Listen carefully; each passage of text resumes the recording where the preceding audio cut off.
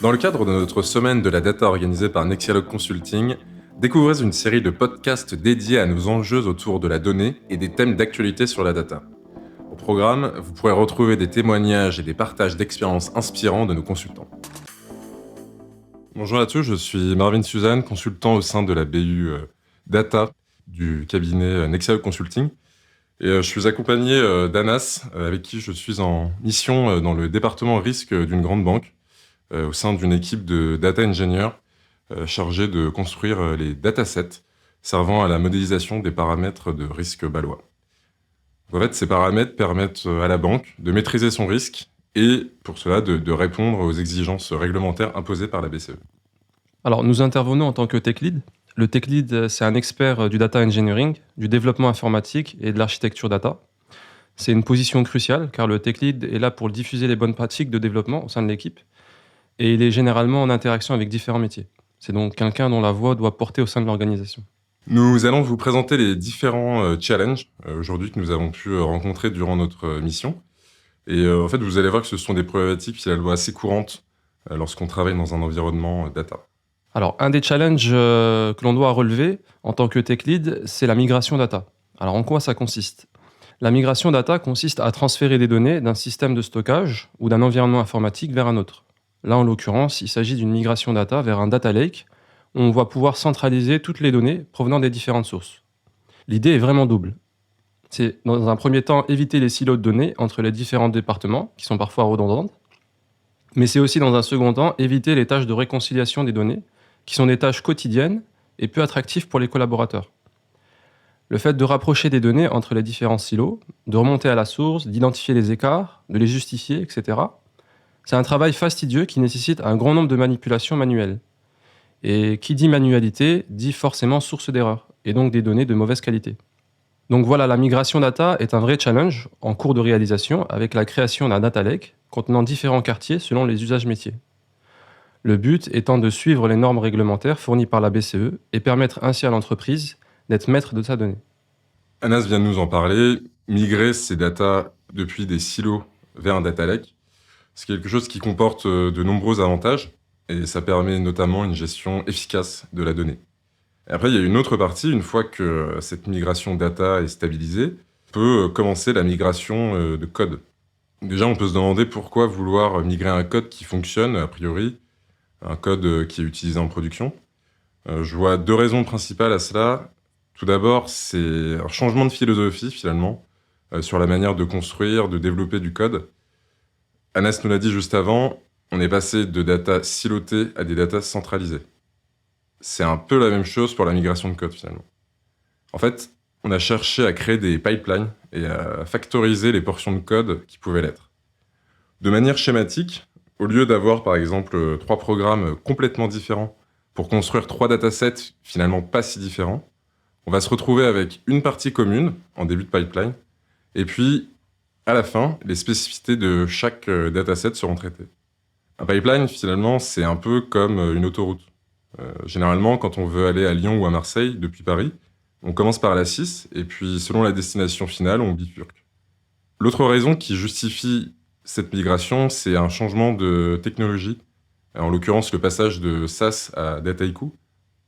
Alors SAS, on le sait bien, c'est l'outil historique qui est utilisé dans beaucoup de banques, d'assurances.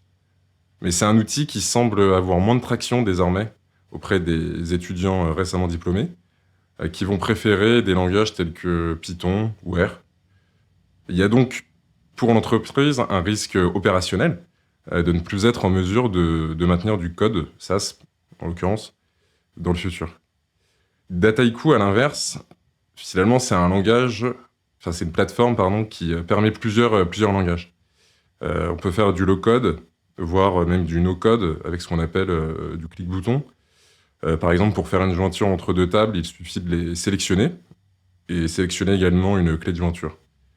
Mais on peut également coder en R, en SQL, en Python, en PySpark aussi, pour les gros volumes de données. On voit donc que Dataiku, ça permet d'adresser un public assez large, chacun y trouve son compte. Et puis, l'interface est vraiment bien faite, c'est très visuel. On appelle ça le flow, qui permet de voir ce que l'on fait. Alors, un autre avantage de Dataiku et qu'on doit vraiment pousser en tant que tech lead, c'est la possibilité de faire du versionning au niveau des développements réalisés, puisque chaque projet dans Dataiku est rattaché à un dépôt Git. Du coup, chaque modification peut être automatiquement enregistrée dans le dépôt Git quand on modifie par exemple les configurations d'un dataset ou encore quand on édite un visual recipe. Donc le versionning avec Git va nous permettre in fine d'avoir une traçabilité sur toutes les actions effectuées au niveau des développements, d'avoir un historique sur chaque objet créé, et on aura aussi la possibilité d'annuler des modifications et de travailler avec plusieurs branches. C'est vrai que le versionning, c'est quelque chose de très important pour bien suivre ce que l'on fait, l'effet de telle ou telle action. Un autre sujet qui est vraiment crucial, c'est la qualité de données. Vous connaissez sûrement l'adage garbage in, garbage out. Là, ça nous concerne particulièrement, parce que n'oublions pas que les datasets qu'on produit seront ensuite utilisés pour modéliser le risque de crédit. Donc la data quality, c'est vraiment un sujet capital qu'il faut adresser au plus tôt sur le pipeline. Pourquoi ?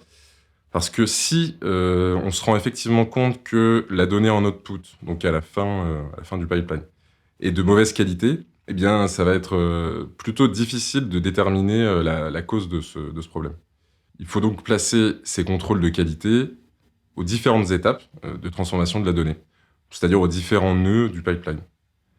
Et ces contrôles dépendent bien sûr de la nature des données, et donc là, on a besoin des métiers pour nous aiguiller. Et comme la donnée est dynamique, ce sont des contrôles qu'il faut répéter dans le temps. Voilà, à l'instar de la data qui est versionnée, on peut versionner les contrôles.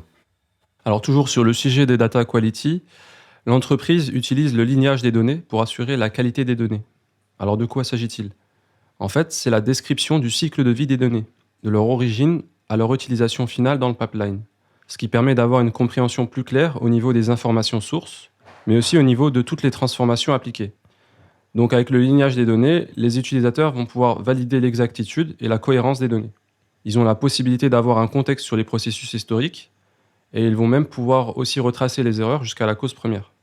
Un autre challenge à relever en tant que tech lead, et qui n'est pas des moindres, c'est un challenge organisationnel, voire du management. En fait, on est dans un management de transition, où il faut accompagner les équipes dans une phase de changement, avec notamment les grands projets de migration qu'on a cités tout à l'heure, que ce soit la migration des données dans un data lake, ou la migration des codes SAS vers Dataiku. Par ailleurs, qui dit changement, dit aussi résistance au changement, qui peut se manifester par des réticences. Donc il y a un vrai travail à faire pour obtenir l'engagement et l'adhésion des équipes dans les nouveaux grands projets de l'entreprise. En plus, on est en interaction avec plusieurs équipes, que ce soit des équipes métiers, mais aussi des équipes d'audit. Donc il faut réussir à convaincre tout le monde. Alors, il y a pas mal d'ateliers, de formations qui sont organisés pour une meilleure acculturation des outils et des nouvelles pratiques de développement. Il y a de nouvelles philosophies à faire adapter, comme par exemple la notion de pipeline versus la construction de datasets en mode silo. Et toujours dans la conduite du changement, on travaille en méthode agile avec un Scrum Master dans l'équipe qui planifie les différents sprints et qui met en relation les différents squads. Un autre point qui est primordial dans la conduite du changement, c'est de bien documenter ce qu'on fait. Cette documentation, elle peut prendre plusieurs formes. Pourquoi ? Parce qu'elle va passer dans les mains de différents types de lecteurs, des auditeurs, on en a parlé, des métiers, des techs. Donc la documentation doit permettre tout d'abord une compréhension fonctionnelle du code, comprendre pourquoi on souhaite transformer la donnée sous telle ou telle forme. Elle doit aussi être technique, afin de comprendre l'algorithme utilisé et permettre à la personne qui aura potentiellement à maintenir ce code de mieux se l'approprier. N'oublions pas qu'un code est lu plus de fois qu'il est écrit. Il peut être aussi judicieux de fournir une description opérationnelle des différentes étapes pour la production de la sortie, c'est-à-dire commencer par lancer le script A, puis le B, etc. Généralement, on appelle ça un README. Voilà, donc aujourd'hui, nous avons travaillé avec la data et on a vu que c'était pas sans challenge, que ça soit des challenges d'ordre technique ou bien de gouvernance. En fait, tous ces travaux qu'on mène sur la data quality et la mise en place de pipelines centralisés, c'est des briques finalement nécessaires si on souhaite utiliser la data de façon efficace, robuste et pérenne. Peut-être qu'à terme, la maîtrise de ces différents flux permettra dans le futur davantage d'IA dans le domaine du management du risque de crédit.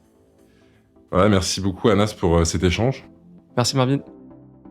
Merci à tous pour votre écoute. N'hésitez pas à vous abonner à notre page LinkedIn afin de suivre l'actualité data de Nexal Consulting et de lire nos prochaines publications.